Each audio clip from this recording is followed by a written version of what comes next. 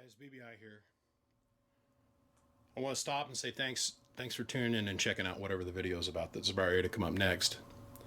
If you could take a minute and hit subscribe, I'd greatly appreciate it. And if you enjoy what you've seen here, make sure to hit the like button. We'd greatly appreciate your support. Anyhow, guys, all that aside, let's get on with the show.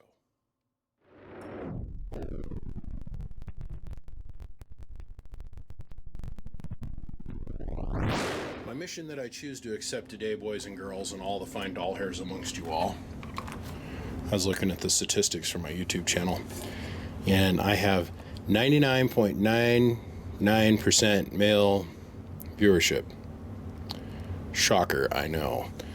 I mean, I can't believe I'm not appealing to the women amongst the crowd, but that 0.01% viewership, I'm sure, is some dude borrowing his girlfriend's YouTube account on her PlayStation or something. Guys, I got a Davemade here I got to work on. It's a straight 16 pill. This is a Joe made out of the Carolinas. This is a Davemade Moby. Yeah, we're going to go in, we're going to clean up the input tune. I'm going to go to power wire upgrade. We've got one bad transistor down here for sure. Makes me kind of question this one as well. We're going to take a look at that. We're going to pull both of these and check them out. We have no input combiner resistors, no output combiner resistors, and of course the tune is way out of whack. So we're going to get all that fixed, and we're going to get Mr. Keith up and running. We will go in here and we're going to put our little classic phenolic down in here to block these little vent holes off to help pick up just a little bit better cooling. And let's see. I'm going to set the lid for this thing. Oh yeah, we're going to give it a fan upgrade too, so we can get a little bit more air through this cabinet, help it last just a little bit longer. Okay guys, on that note, I'm out of here. We're going to do our magic bit now, so when we return we'll have this thing gutted apart and we'll give you a little status update. See you in just a second. Actually, 2.5 hours from now. Well, this transistor tested good with a gain of 50 on it. And this one tested as a complete dead short. Shocker, I know. Shocker, I know. So we went in here and we cleaned out the pill pockets. Now what I am going to do is I'm going to go through and I'm going to straighten all the transistors out. It's like that one's dangerously close to shorting out against the input transformer. This one's pretty bent down, but we're going to straighten out all of these. You can see just kind of laid in there is like cattywampus. So I'm going to go ahead and I'm going to pop a new transistor in this spot. I really wanted to clean out the pill socket, make sure there was nothing that had like curl up underneath the heatsink there, and the transistor meets the heatsink. I want to make sure there's no aluminum galling or anything. But I think we're in top shape. So go through and replace all the output resistors to 5 waters, put some 5 waters around here, and put some 2 waters over here, and we'll be done. Oh yeah, power wire upgrades. So that's where we're at. Stripped out some parts, put some more parts back in it. We shall return. Sometimes it's the problems unseen that cause you the most issues. Okay, so we got the whole box back together now. We got our input tune all set up new and clean and right and supported.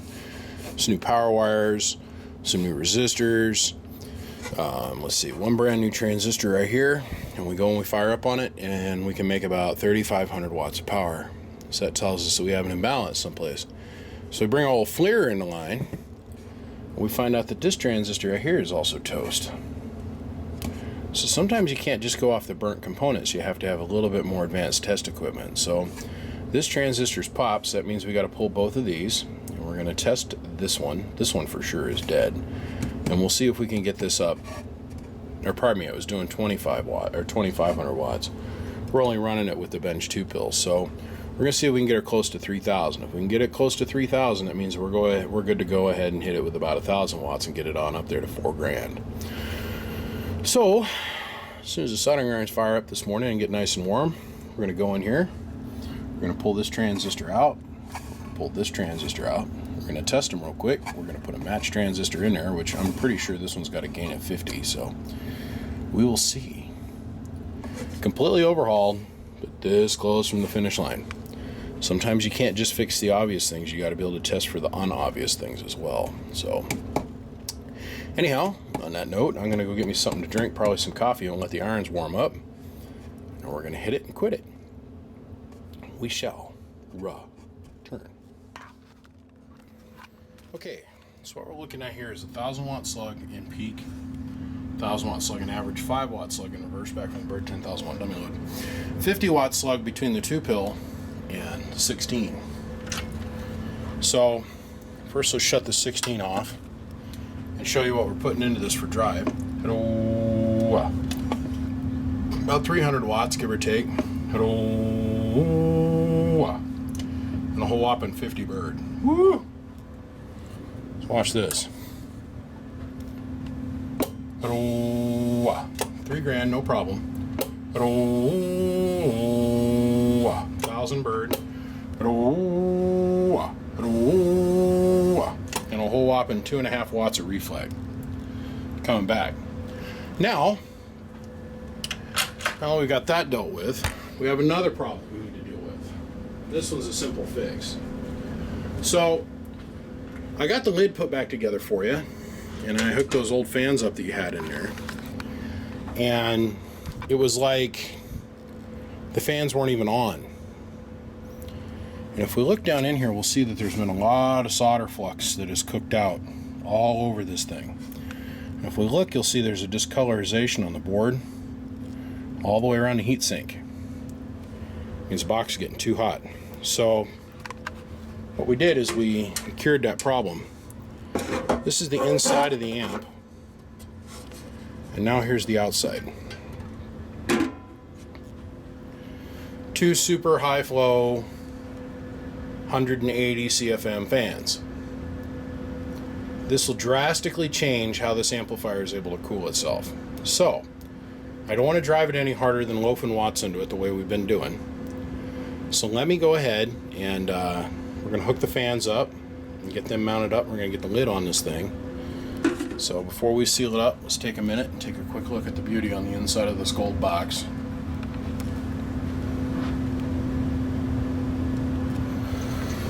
Okay, let's get the lid on this thing, and then we're going to start driving it up incrementally. First we're going to come back with the striker, hitting the 2-pill, and see if we can get a little bit more watts out of it.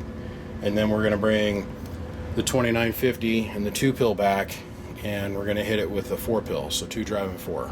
And we'll drive it out to its max, and we'll see what we get. So give me just a minute. Like little tiny jet turbines. Listen,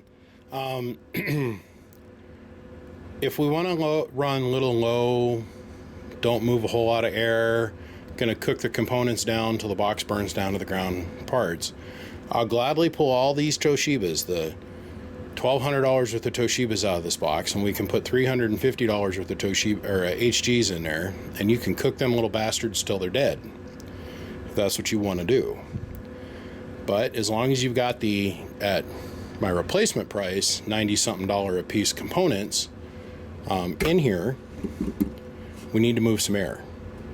So we're not moving air, we're going to kill this damn thing.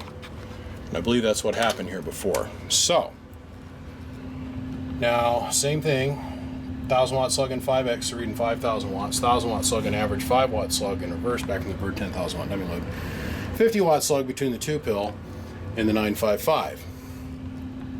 Hello. So we picked up a whole whopping 200 watts, right? More drive. So instead of 300, now we're putting out about 500 into this thing. And look at the difference.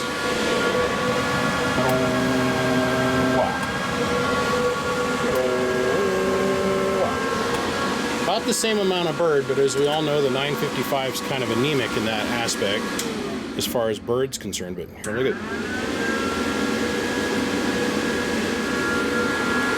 this thing is moving air. I mean, it's chooching air. And I added the baffle stops on the back, so now all the air's got to come out of these vent holes. We're moving some air. But we picked up 0.5 kilowatt in peak power just by putting a couple hundred more watts of drive into it. So now that we've got that baseline established, I'm going to go back to the 2950, So loaf that into the 2-pill, and we're going to loaf that into the bench 4-pill, which will get us about 800-900 watts of drive, give or take a little bit. And we're going to smack this and see what we get. So give me just a second. Okay, bench 4-pill, bench 2-pill, 2950, running into bench 2-pill, running into bench 4-pill. Now we did change our meters, so I got to go over that. 5,000 watt slug and peak, 5,000 watt slug and average. So let's show you what we're putting into this for drive. About 400 bird, and about 1,100 peak. Now watch this.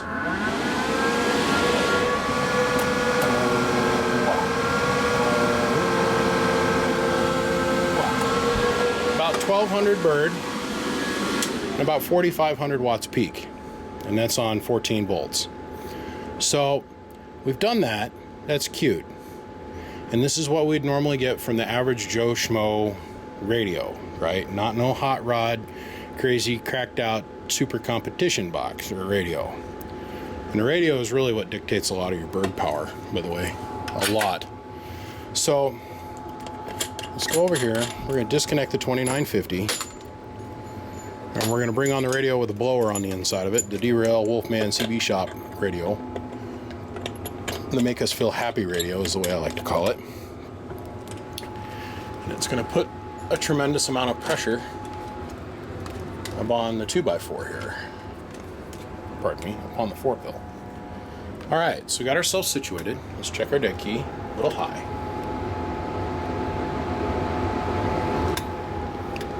Throw.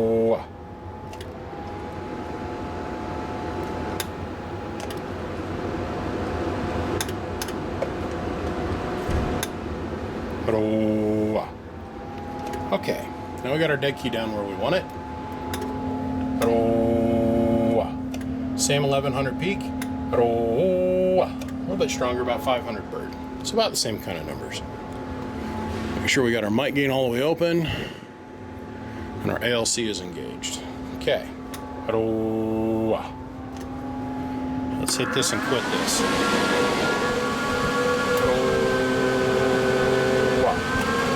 2,800 bird, about 4,000 peak. So we're seeing a little bit better peak numbers with the 2950 than we are with the Derail radio. A whole lot more bird.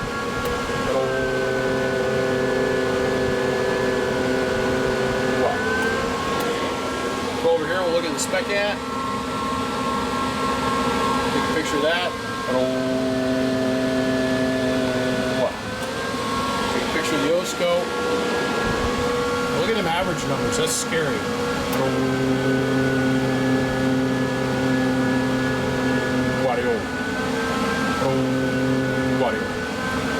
That's from about 1,000 watt dead key baseline.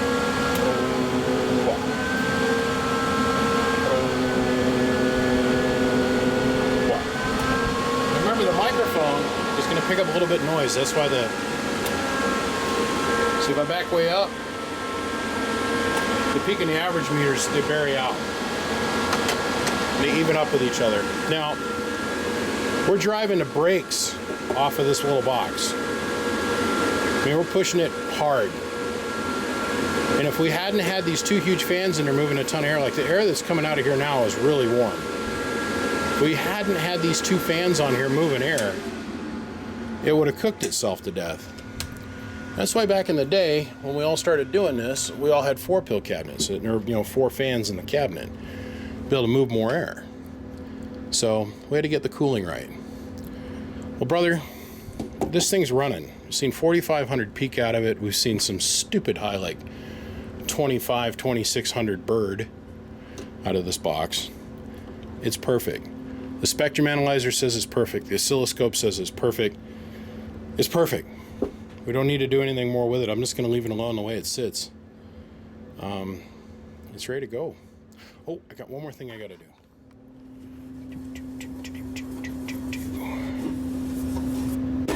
Dunzo. Gentlemen, my name is BBI, and without a shadow of a doubt, I am the biggest mud duck in Idaho. Come check us out, www.bbiams.com. Come on Facebook, Twitter, Snapchat, Instagram, and of course, right here on the YouTube Gargler. Brother, I'm going to send you back your 2 dead transistors. That's all the resistors I had to replace. But as you can see, we radically modified the inside of it, and boy howdy is it putting out a ton of power now. So on that note, wrap this thing up, put this video in a can, put it on the YouTube for everybody to enjoy, and I'm off to the next project, because God knows I got a pile of these I got to work on. Gentlemen, my name is BBI, and I say thank you from the bottom of my heart. I don't get to be here without all of you. I don't. I thank you for your support, your patience, and your willingness to work with me. On that note, I'm out of here. I'll see you guys. Bump, bump. Another dude, 10 ain't straight. I'll see you. Bye.